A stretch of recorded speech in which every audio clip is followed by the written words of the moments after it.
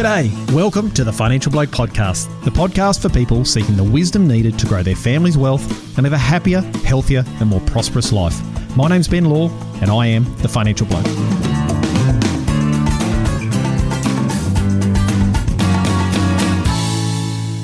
This is the second episode in the Financial Bloke's Money Muscles 3-part series, which is all about kids and money. In this second episode, Tim and I will share the money ideas and philosophies that we're using to teach our nieces and nephews, as well as our daughters who are under the age of 12. If you haven't listened to the first episode in the series, I'd recommend you get far more value if you go back and start from the beginning. So without further delay, let's get cracking with episode 2 in the Money Muscles series. So Tim, previously we've talked about money and kids and why we should teach our kids about money and how important it is and the journey we're on. And so today we're going to be talking about children under 12. And I think that's a really good chunk of age that we can talk about. And this is a really important one for me because obviously, as you know, I've got my daughter Sophie, who's 5, and I've also got nieces and nephews who are 9 and 11. So I think it's really important. And I think you're in a very similar situation, aren't you, Tim? Very similar. My daughter Charlotte's nearly 4. I've got nieces 7 and 10, a nephew who's 12 and another niece who's 14. So good sort of array of real life examples. But let's focus on under 12. I'm excited to drill down on some ideas so people have some practical things to take away. Yep. Perfect. Now, Tim, I believe that kids are never too young to start talking about money. Obviously, we have to be very age appropriate and we have to make sure that, we're using positive lessons to give them positive understanding of money and there's a reason for doing it, but I think we need to. And I believe it's all about planting the seeds. And so just having those little conversations. And I think it's fair to say that everyone's on a learning curve, so we're going to make mistakes, and we've talked about making these mistakes, and it's okay to do that.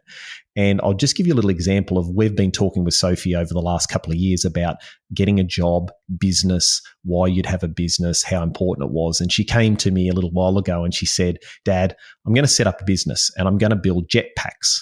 Oh, geez, that's interesting. I said, why are you doing that? And she's 5, and she said, I want to build jetpacks and so I can fly because I want to fly like a unicorn can. That's what 5-year-olds want to do. And I said, okay, that's fantastic. She goes, and I'll sell you one. I'm not going to give you one, but I'll give it to you for cheap because I've got to make a profit. And both my wife and I laughed out loud and thought that's absolutely beautiful and funny. And that was just part of the seeds of us talking about business from time to time. So I think it's really important to have those conversations and then also identify when, you might have taught them the wrong thing or the wrong lessons have been taken on to be able to correct that. But you're pretty much trying to do a little bit of the same, aren't you? Yeah, very much. Never too young to start. I've said it previously in our introduction podcast that the comprehension of children is far in advance of what you think it is. You get snippets of it when they repeat things back to you and you think, oh, wow, they're actually overhearing that. I better be careful what I say, watch my language, that type of thing. But their comprehension, even as young kids, is incredible. The human mind's a wonderful thing. I think I'm not in the camp that wants to bubble wrap my child and then once she's 20, I start trying to teach her about financial concepts. I personally think that's too late and I don't want to be preachy because everyone's got their own journey, but I like the idea of some positive messages and some positive learnings before kids are 7 because that's that, set in concrete theory once they're 7, but then their learnings between 7 and 12 will be more of a technical nature, I think, and whether that's a lemonade stand or opening up the old Commonwealth bank account, that type of thing. But I think they are impressionable as well. So you do need to be careful that the messages are positive. And I want to share a terribly embarrassing quick anecdote that I made. The other morning, my daughter got a bit upset when I was going to work. My wife and I both work, but my wife, Catherine, is lucky enough to work from home most of the time, so she doesn't physically leave the house, whereas my daughter gets the separation, dad's going to the office kind of thing. She complained she didn't want me to go. I was a little bit grumpy with her, a little bit short with her. I said, I have to go to work because if I don't, the bank's going to take mummy and daddy's house. My wife got terribly upset with me because I probably traumatized my little 3.5-year-old. Hopefully she's too young to remember or she forgives me one day. But that's a powerfully negative message that I really felt bad about later on. There are half a dozen ways I could have phrased that a heck of a lot better and made that a learning experience. And that was just a failure by me as a parent on that day. So I think you need to be careful. You need to make it positive. I love the idea of focusing on those positive messages for the under 12 category. Yep, I think that's really important. The other thing also too, Tim, is my greatest fear is that I'll raise an entitled child with, how do I say, a dulled sense of drive. And that's something I see all the time in families. And I think that's a strong reason why you get the two to make it, one to lose it example, because I think if we don't do this properly, I think we're definitely going to end up with a higher chance of getting an entitled child. And so I'm very sensitive to that.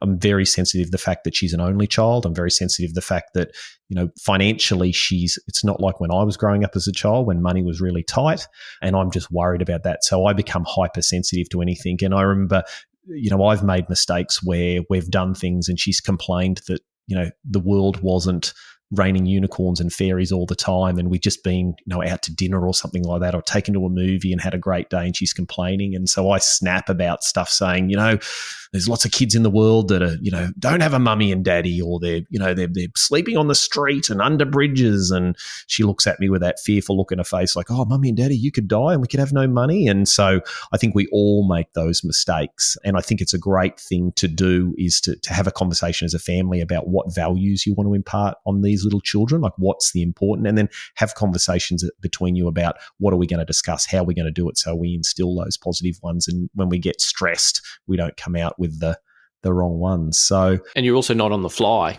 Yes, Ben. If you're lucky enough that there are two parents involved, then a consistent message is helpful. But parents don't always agree, particularly if they're separated. They really don't always agree on what messages they're sending.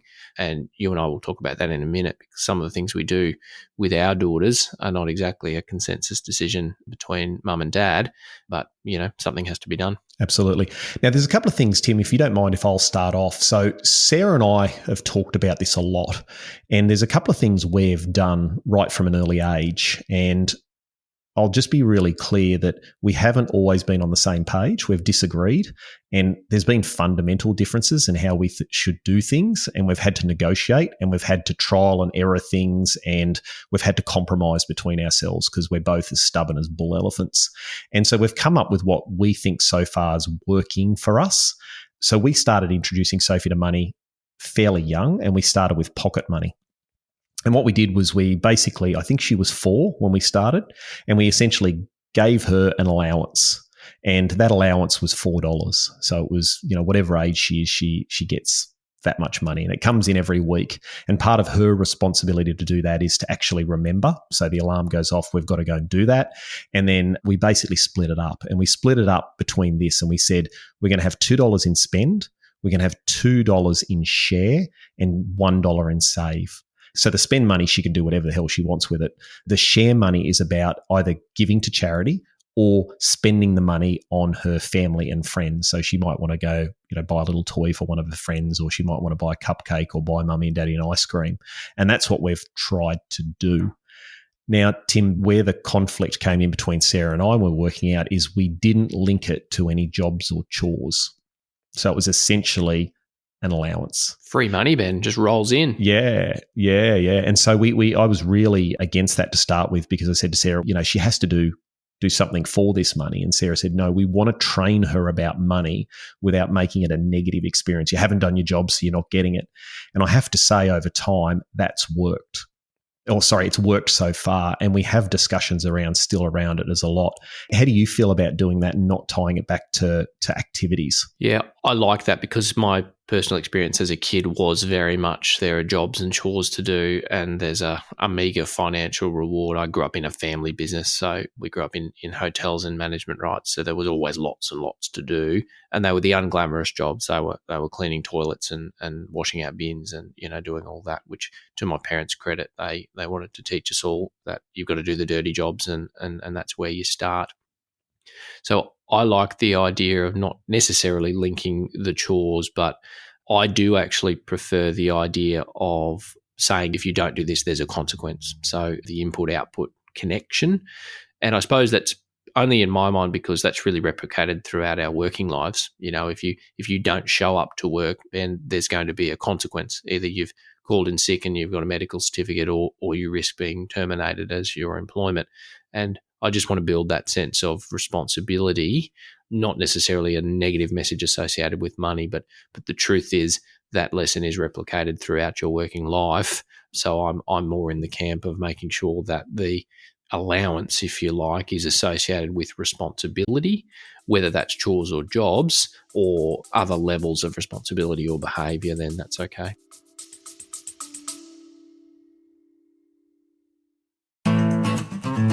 Today's episode is brought to you by AgriCoach. You've worked bloody hard over the years and you've built a solid operation. But as your children grow up and start their own journeys, you're beginning to think about the next 5, 10, and even 15 years and how to keep driving the business forward and ensure a smooth and successful succession plan. Preparing the business, preparing the next generation, and preparing for your eventual retirement all requires a solid plan and a proven process. Unsure about the right steps to take? Head on over to agricoach.com.au/webinar to learn more about our Succession Proof Your Family webinar. AgriCoach, aligning families, growing wealth, and protecting legacies. And now, let's get back to the episode.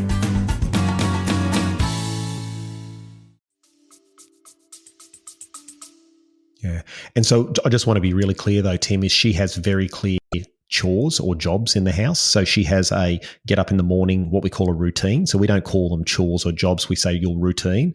And we make it very, very clear that that's her family contribution. You're not getting paid for that family contribution. That's just your part of being the family. So she has to get ready, make a bed, pack a bag, clean her teeth, put all the stuff away in the dishwasher. She has a routine. And at nighttime, she has an after bath routine where she has to, have a bath, clean up everything, put her stuff away, get ready for tomorrow. So she has these chores or family responsibilities, which is all part of being the family.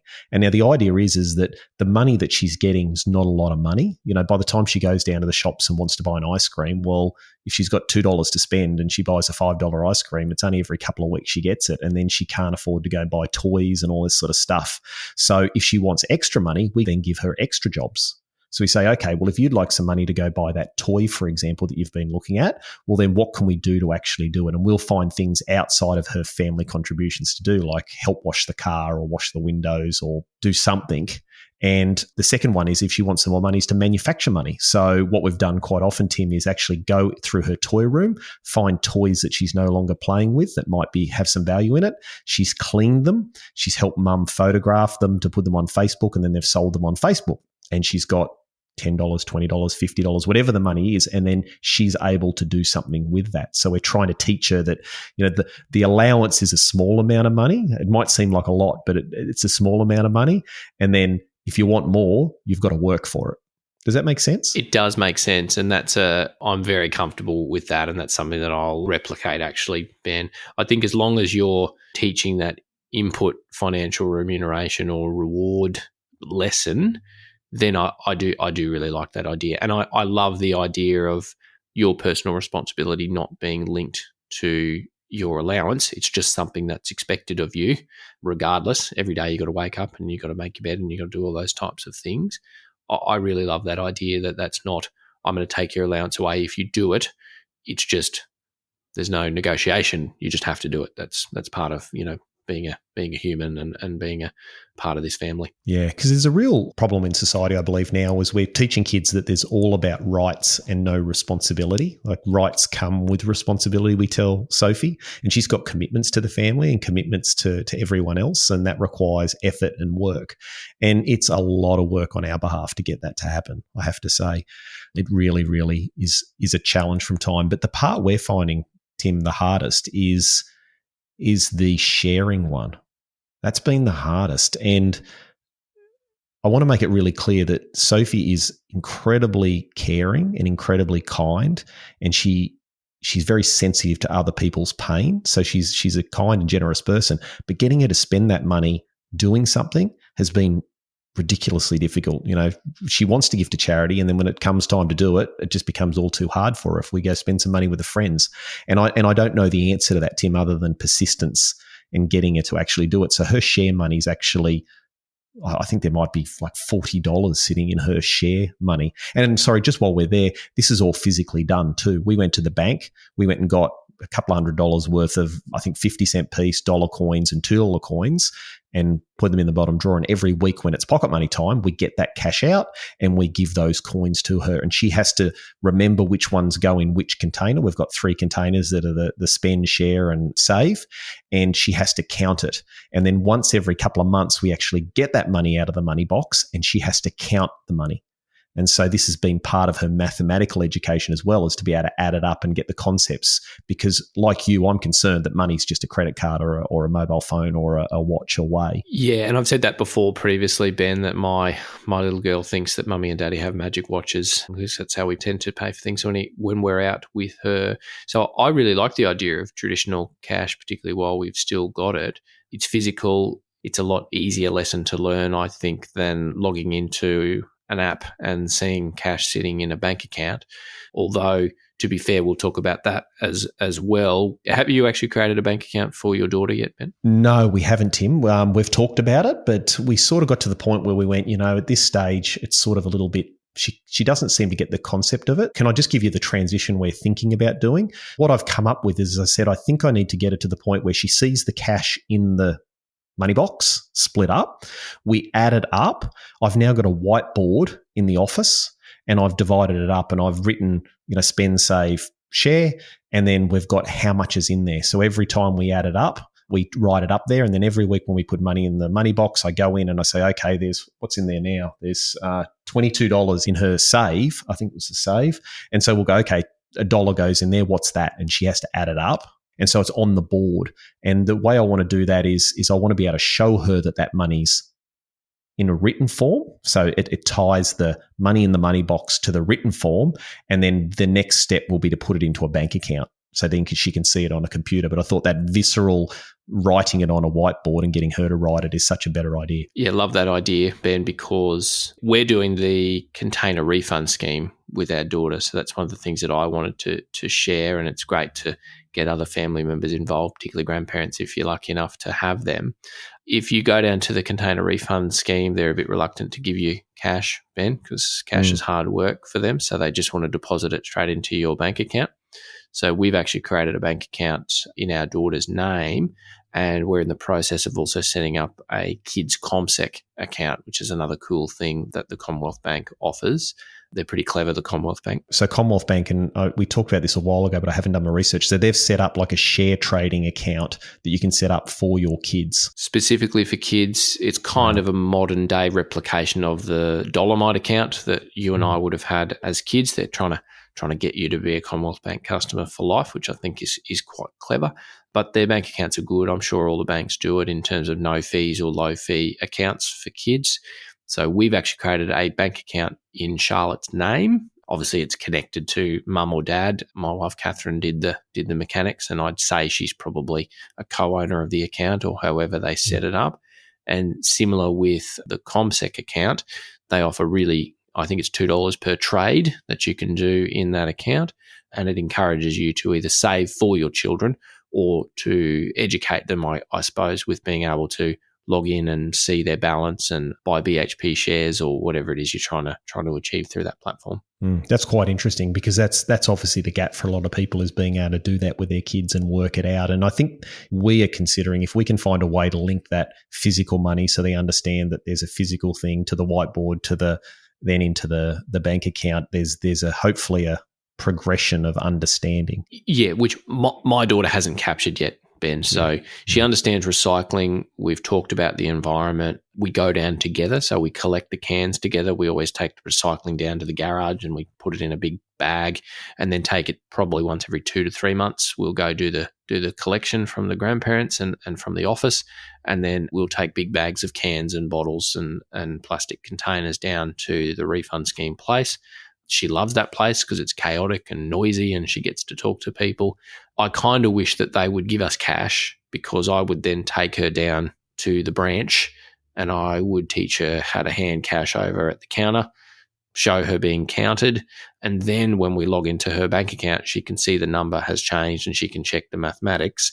At the moment, at 3.5, logging her into a bank account, she probably doesn't quite understand the connection between the container refund scheme and the money that's now in her bank account. But I love the idea, your whiteboard idea, and also the physical cash. Because if you take Sophie into a branch with some physical cash and deposit it into her bank account, she can kind of see every step involved in that process, which I think is cool. Yeah. Don't underestimate the value, Tim, of going and getting the money yourself, like have the cash. And so when you go down to there, have an envelope with it in there and say, right, well, they've put that into daddy's bank account. This is what it is, and hand it over to her, and in multiple denominations. Because how much are you getting each time you do that, Tim, roughly?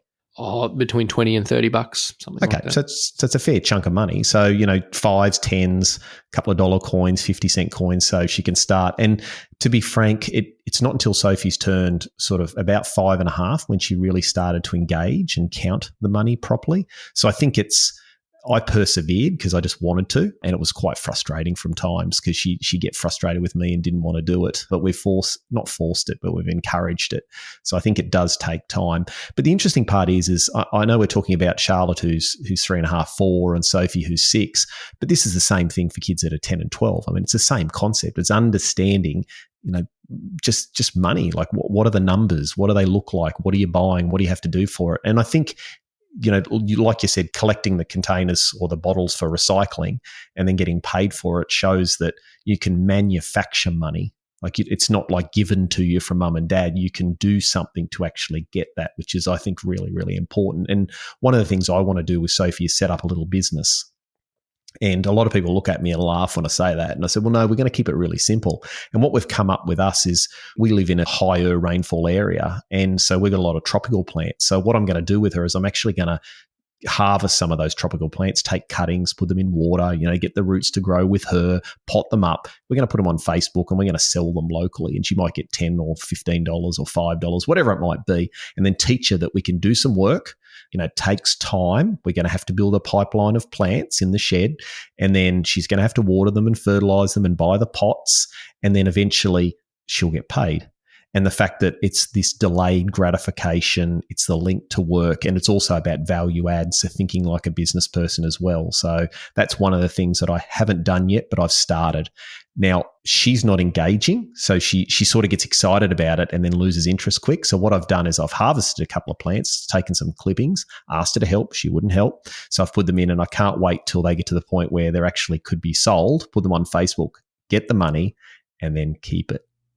I love that idea. Yep. And so I want to, it tastes terrible when I say it, but I want to show her that I did the work so I get the money. Mm-hmm. And I think that's important. So the delayed gratification, and also there's an effort to generate money, and you can generate it. Yeah, and I mentioned earlier that I grew up in a family business. So in a hotel situation, management rights situation, there's always too much to do, and free child labour is always very tempting, and I don't blame my parents for taking advantage of that. But we were taught that you can do as much work as you want to do, right? And each task had a particular dollar figure that was associated with it. I have vivid memories of spending weeks of my holidays spreading cubic meters upon cubic meters of bark chips through the landscaped gardens at the buildings that we would manage. It was backbreaking work. It was summer. I'd surf in the morning and then I'd do bark chips for the rest of the day. And my parents would either set me a fee for a particular cubic meter or a particular garden bed, and they never paid me on an hourly rate. They always encouraged me to be efficient but do the job properly. And so learning that remuneration, reward, input, output is extremely powerful. And then also understanding how bloody hard some of that work is to do, and teaching them that if you want to be physical for the rest of your life, this is an option. But if you want to do the crappy jobs or the dirty jobs or the backbreaking jobs, then this is how much you can make out of it. And some kids may love that. I mean, as I never got paid for anything on the farm when I was a kid. It was just you're on the farm, part of the responsibility, get to it. And the only money we really got as little kids was essentially birthday money and things like that. And it wasn't until I started working for the neighbours or something like that I actually started to earn some money. But I think there's some real value in kids understanding that, yep, we can make extra money. This is how we do it.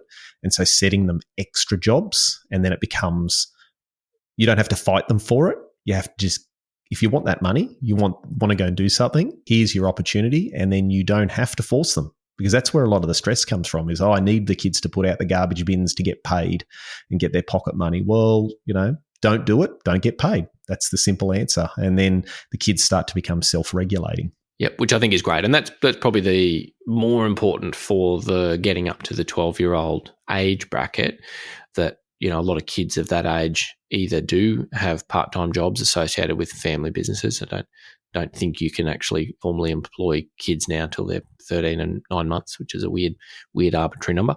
But I think that, yeah, the remuneration input is extremely important, but so is the what you do with the money. So I kind of like your split idea of the spend, save, share concept, because lots of kids will go out, they'll do the right thing, they'll do the extra jobs or make some money or manufacture money, as you like to put it, Ben, and then they'll blow it on useless crap, whether they go out and buy the toys that they use for 5 minutes and then throw away. It's fine to go to the movies and have some experiences with friends, but frittering it away, I suppose, is something that I'm also very aware that you need to just be careful with that sort of behavior, that you just assume that money is a renewable thing, which it's not. You've got to create some input to get it. But how have you found, Ben, in terms of the expenditure side of things? I know we talked about selling secondhand toys and that type of thing.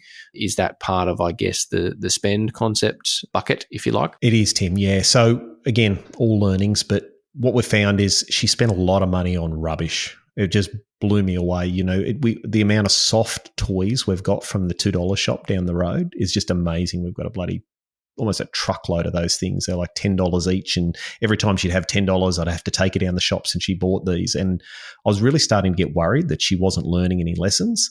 And then all of a sudden one day the penny dropped. She wanted to buy something else a little more interesting. And I said, well, you spend all your money on all those soft toys and you've got 20, you never play with them. You play with them for 3 days and then you lose interest. And I think the penny dropped there. The second one we also had is she wanted to buy some more expensive stuff so that when we had to actually do things to get it. So there was something she wanted, a marble run. And, you know, one of these things you construct and you put a marble in the top and it runs round and all this sort of special stuff. So we picked it. We got online. We found one she liked. And then up on the whiteboard, I think it was like $60 or something like that. And I, on the whiteboard, physically drew a bucket and I wrote $60 at the top. And then I think she had, say, $20 in there. So I filled that bucket up with a whiteboard pen as if the bucket was a third full. And then said, this is what you've got to find. And I showed her, if, you know, every week you save $2, it's going to take you this long, or you've got to sell some toys and make some money. Anyhow, lo and behold, she went out, found some toys, mum cleaned them up, sold them. And within about 3 weeks, she was able to buy that marble run, which was a great lesson. So we were setting that goal and achievement. And again, it was physical. She could see how much she had rather than numbers, which make no sense to kids. It was like, how full's your bucket? Now, the interesting part was we bought it, we played with it for about a week and then got bored with it. And $60, ouch. Yeah. And I said, you could have had 6 toys for that, or you could have gone out and had, you know, ice cream 3 or 4 times. And so the lessons are there, but I do still panic all the time that she's not learning the lessons. But I think the lesson for me is that they're sinking in. I just need to let her make those mistakes. Yeah, and persevere, Ben. Don't lose heart thinking that it's not working, because, like I said, the kids' comprehension is far in advance of what we give them credit for. Their brains are ticking over. They may not let us know that it's sunk in, but the penny will drop at some point. So I've been very disheartened trying to teach my daughter various things. She was born with a hearing disability, so we were reading her 10 books a day when she was like 3 months old. And you sit there and think, is any of this actually sinking in? Is this just a huge waste of time? Doesn't sound like a lot, but you do 70 books a week. Unless you've got 1,000 books, you're reading the same books time and time again. But what you realize is that over time it is sinking in and that comprehension is there. So don't lose heart, stick with it. And there's a huge sense of pride, I imagine, from you, Ben, the day that the penny did drop. You got that real dopamine hit to your brain thinking, oh, thank goodness it's actually sinking in, and that'll spur you on to keep going with those lessons. Absolutely, yeah. And it's trying to make her realise that, you know, it's okay to make these mistakes and don't be embarrassed about it. Now, the other thing, Tim, that I've done, which a lot of people look at and go, wow, that's interesting, and I don't know if it's right or wrong. I think the ultimate goal is right, but its journey, this one. So we set up an investment portfolio for Sophie when she was born. So we put a couple of $1,000 in there into a diversified managed fund. We put $100 a month in there, and we've indexed that with inflation every year by 10%. So it goes up every year. Now she's turning 6 next week, and Sarah printed off a valuation the other day, and it's almost $11,000. Now, we've actually printed that out, stuck it up on the whiteboard, and talked to her about the investment and what investments are. Now, we've done it very, very basically, but we want her to start to understand the concept of the investment portfolio. And the reason I've put that there is because that save bucket, you know how we talked about spend, share, save, that save bucket is growing. It has to go into the investment portfolio. That's what savings are about. And if she wants to buy something extra, she has to take it out of a spend or make extra money. And so that's been a really interesting thing to talk to her about investments and shares, and just using the language or the vernacular that you have to use when it comes to investing and dividends. And she came in the other day and she goes, and we were talking about interest rates at the kitchen table. We were talking about how they went up. And she's like, what are interest rates? And we had to explain to her about what interest rates are, which was so fun to try and explain it, and the fact that what interest rates are when they go up. And we were giving her examples of trying to give her real life examples, which was cool. And then we're able to tell that that's what the bank charges, but then if you invest money, you get interest. And so then we tied it back to her investment portfolio. And so that's a really fun thing to do. And there's an ultimate goal to this, Tim, is we want to get to the point where this grows over the years. And again, it's not been a massive amount of money, but we want that to be hers when she gets older to help her buy her first house. And when I say help, we're not just going to give that to her. There's going to be strings attached. And what I mean by that is responsibility. Now, I don't know how this is all going to play out, but these are my initial thoughts. So just bear with me. So what we're going to do is we're going to say, you need to understand how this works. So you need to learn how this works and regularly look at it and tell dad how things are going and what needs to happen. Then when you get a job or you make money, we're going to start to have a percentage of any money she earns that has to go into that portfolio. So if she gets a job at, like her mum worked at McDonald's when she was younger, if she gets a job at McDonald's, where a percentage of that has to be saved and it's put into that investment portfolio. And then when you get a job, you need to be adding to that investment portfolio because that's for your first home. And if she achieves all those things and actively engages and takes responsibility for that money, not just sees it as a gift, then that will help her get into her first home. And it's not to be used for education or cars or holidays or any of that sort of stuff. It's to buy her first asset. And so that's my goal. 20 years from now, I'll tell you whether it worked, Tim. How does that sound to you? And do you see any problems? No, I love it. I mean, the truth is that's one of the few ways that our children are going to get into the property market. You think it's bad now, just wait 20 years. Imagine if it keeps going the way it's going to go, what property prices versus incomes are going to be. I think the lesson is very positive. It's very educational. And I love the idea of the visual representation. It seems to be a bit of a pattern in the lessons that you're trying to teach, Ben, which I'm going to adopt myself because we're all pretty visual creatures, I suppose.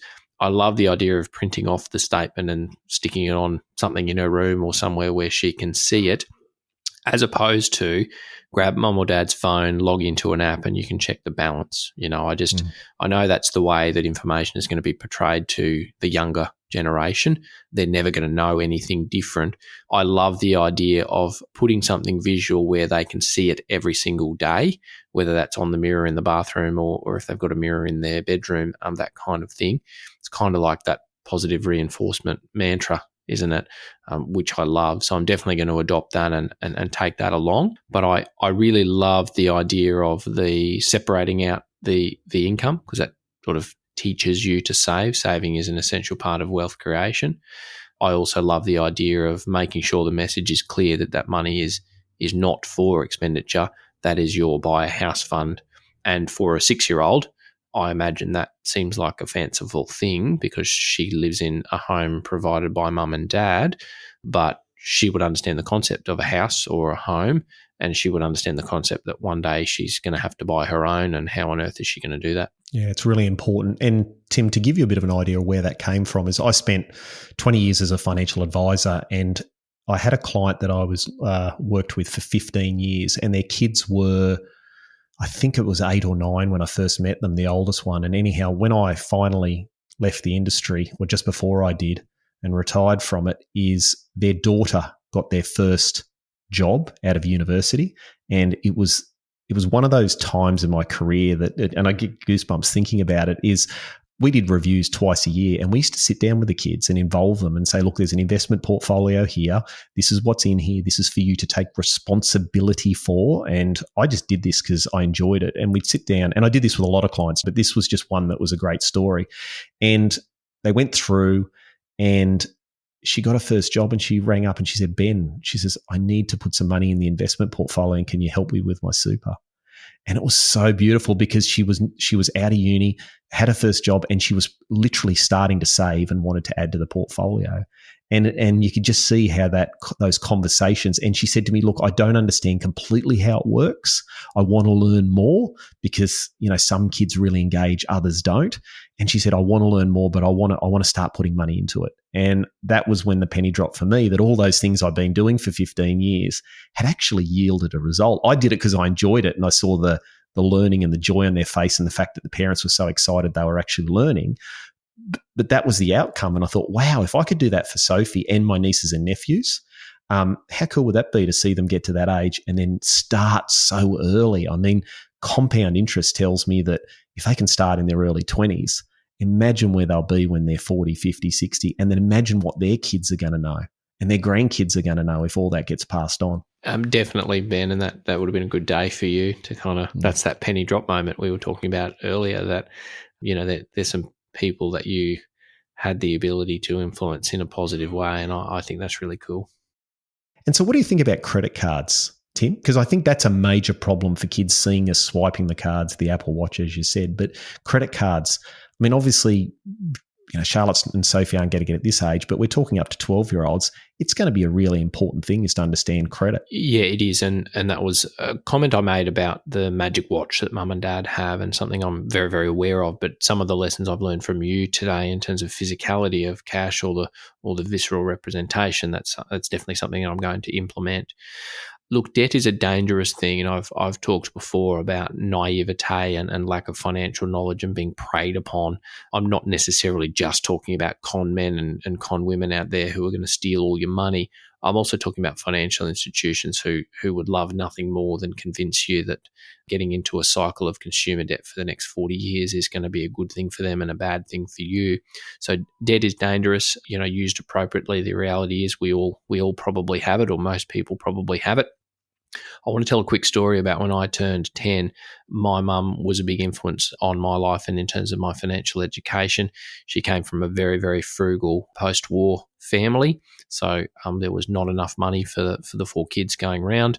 Went to a public school in the boonies in Brisbane at the time, a place called The Gap, which is probably inner city nowadays. But back in the day, no one wore shoes out at The Gap. That was just the way things went. So I turned 10. We lived by the beach, and my mum bought me a surfboard. And I just thought this was the best thing since sliced bread, because all the boards I'd had growing up were these secondhand holes in them. You had to repair them yourself. You got a bit high on the fiberglass fumes, that kind of stuff. And this was a brand new board that had my initials on the bottom. And I thought, I have hit El Dorado. Here's the best thing since sliced bread. I'm a November baby. Combined presents became a common theme after that. Between my birthday and Christmas, I had the time of my life writing this new board. I'd write it twice a day. I'd love it. And then on the 1st of January, my mum stuck up a debt ledger on the fridge in the kitchen. And that was my first introduction to debt. And lo and behold, I never signed a contract, which I'm still pretty filthy about. She'd bought me a surfboard, but the contribution for birthday and Christmas was only partial.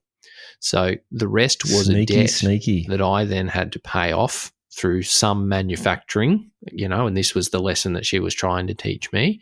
As I said to you, we were in a family business, so I had lots of opportunities to earn that money. But it taught me lots of things. It taught me the power of debt associated with a liability, not an asset, because a surfboard is something that's just going to lose value and eventually be thrown away or sold secondhand or something like that, much like a car or any other consumable good. But I learned to, I suppose, despise and resent the debt in a way. And even to this day, I'm very debt averse. I don't really like the idea of debt.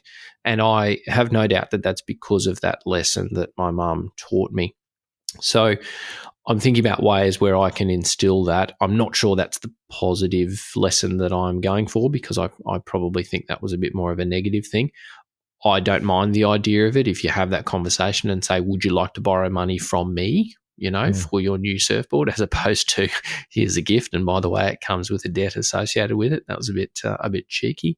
Credit cards are a similar concept, that we need a way to educate the younger ones that having a piece of plastic is not just like having an unlimited ATM.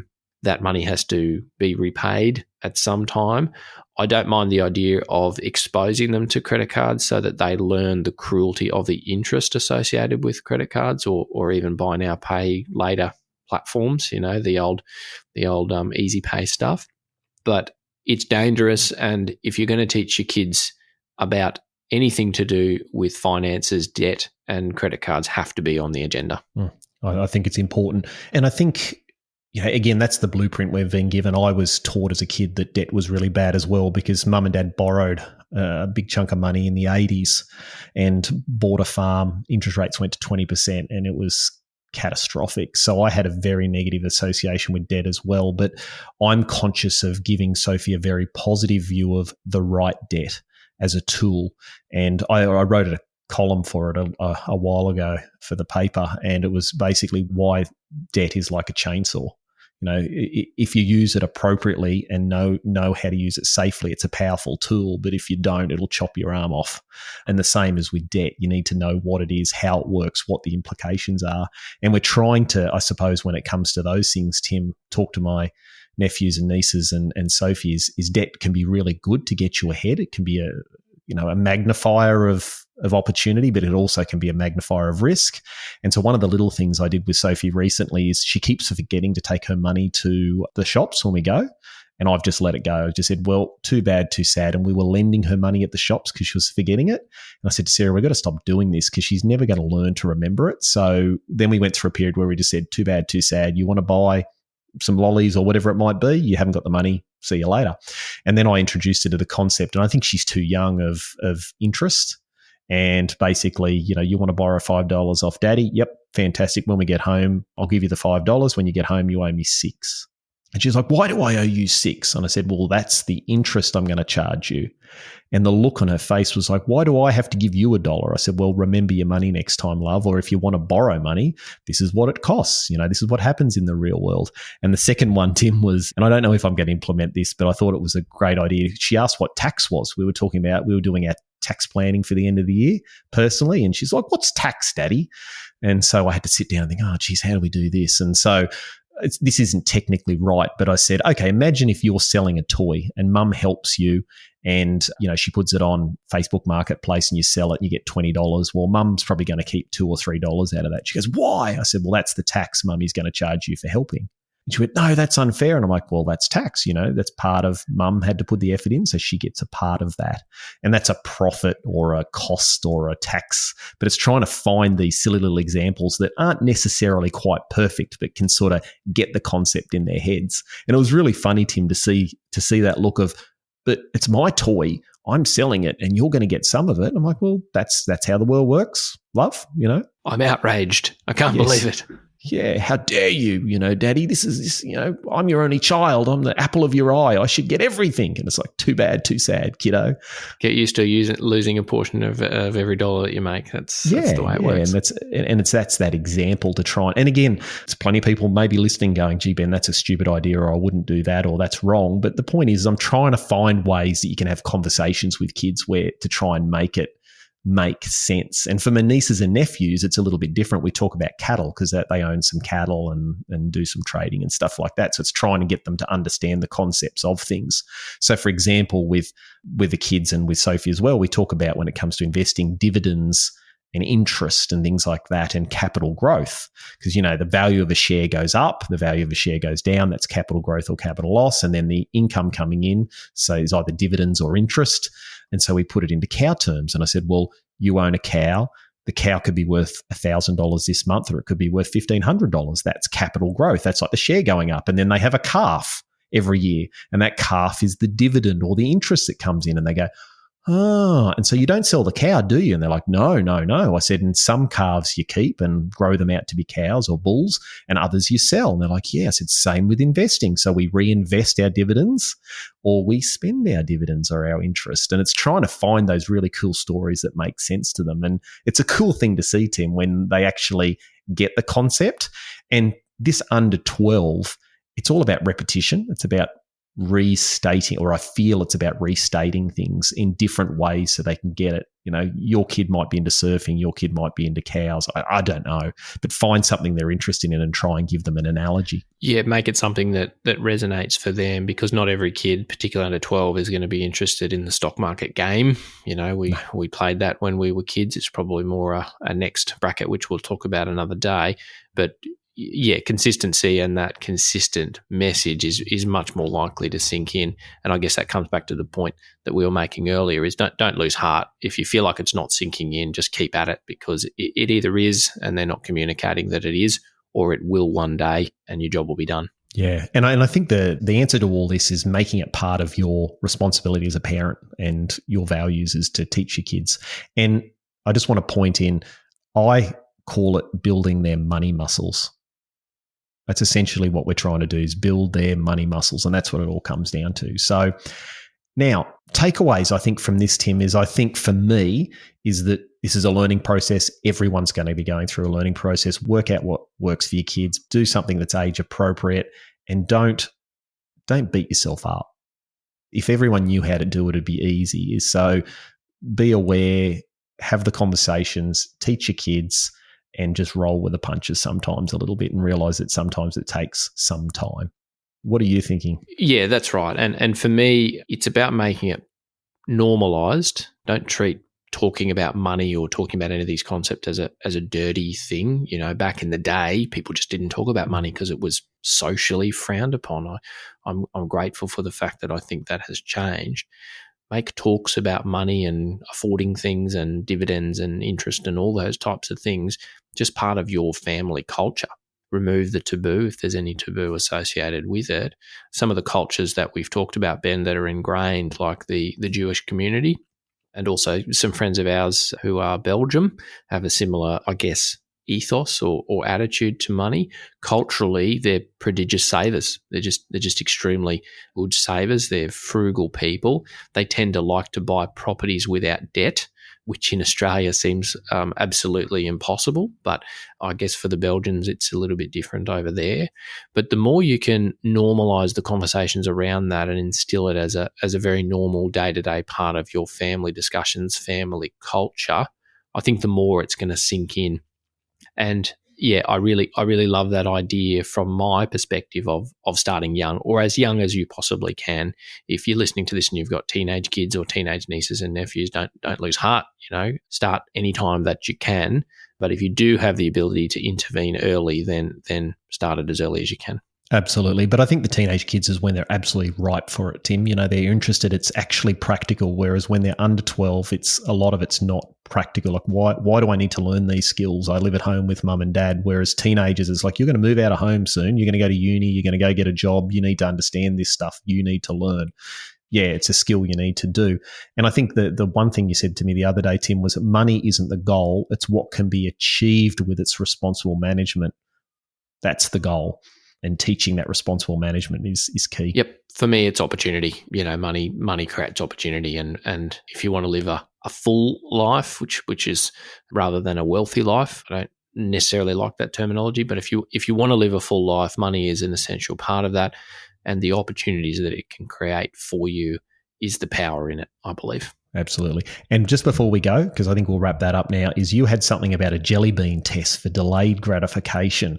And I think delayed gratification is one of the keys that we need to teach our kids. So I'm trying to do that with Sophie at the moment. So tell me about the jelly bean test. So the concept of delayed gratification, it's a family joke in my family, because my father-in-law, it was one of his favourite sayings, because he spent a lot of time in America, and his view is that the Americans aren't very good at delayed gratification. they want it all now. They live off credit cards, that type of thing. Let's not go there, or let's go there in another podcast another day. But one of his favourite sayings was delayed gratification, and that was just part of his ethos. So a friend of mine, actually the Belgian fellow, is a clinical psychologist. He told me about this cool thing they do with young kids to try to teach them delayed gratification. So the concept is, you say to your child, you explain the rules before you go in. I'm going to put 2 jelly beans in front of you, and I'm going to leave them there for 5 minutes. If I come back and those jelly beans are still in front of you and you haven't eaten them, I'm going to give you 4 more jelly beans, and then I'm going to leave the room for 5 minutes, and I'm going to come back. And if those jelly beans are still there, I'm going to give you 8 jelly beans. And then after that, you can do what you like with the jelly beans. And the test is to see whether your kids, as soon as you leave the room, will eat the 2 jelly beans, right? I'd have eaten them in a heartbeat. Me too. And on a bad day, I would have eaten one and saved one for later on, but definitely would have eaten both of them. So the idea is, it's a simple psychological test, which is actually done in, for clinical purposes or for research purposes. But it's to teach them that if you can, delay for as long as you possibly can, the rewards will be much higher than if you just succumbed to that temptation. And that lesson can be applied to lots and lots of different things. It's the concept of compound interest. It's the concept of investing. It's the same issue. But if you think of something that's relatable, particularly to young kids, most kids love lollies. It doesn't have to be jelly beans. It can be anything that they love. It can be biscuits or whatever. It's just a really interesting test to see whether your kids are born with delayed gratification. Very few of them are. It's a learned skill, an environmental skill, not an innate skill. But I just love the idea of making that a fun game. And, if you want to have a laugh and see what your kids are up to, try it. And give some feedback to your friends who are also trying it, and see what happens. Yeah, that's fantastic. I like that. I mean, we need to do more delayed gratification. And as I said, I'd probably eat the jelly beans straight away. So I'm pretty sure my daughter would too. Definitely. I think I know delayed gratification, but I definitely didn't learn it from the jelly bean test when I was 6. That's for sure. No, appreciate that. Excellent. Well, look, that's great. Thanks, Tim. I think that's really given us a good start. It's not comprehensive. It's just some ideas that we've got so far. And I'd absolutely welcome anyone that disagrees with us, has got better ideas, is to drop some comments, send us an email, reach out to us on social media, wherever, because we're learning. We want to know what other people think. And I'd love to know some other cool ideas to teach my nieces and nephews and your nieces and nephews, and also our daughters. So, yeah, thanks very much, Tim. I really appreciate it. And we'll have some fun testing some more. Good luck with the jelly bean test. Well, that's it for today. Stay tuned for our next episode, which is episode 3 of the Money Muscles Kids and Money series. I'll be talking with Carmen Quaid, who's a farmer, an educator, and the mother of 5 kids, how to educate your teenagers and adult children about money. If you're enjoying the podcast, we'd love it if you'd share an episode with your family and friends. Like us on the socials, and a 5-star rating on Apple Podcasts or Spotify will really help us out. Thanks for investing your time and being part of the Wealth and Wisdom tribe. We'll see you in 2 weeks. The information contained in this podcast is general in nature and for education purposes only. It's not financial advice. It's not legal advice. You should not act on the information without appropriate specific advice for your particular circumstances. I'm a former financial advisor but choose to no longer be licensed and cannot and will not give you specific or personal advice in this podcast.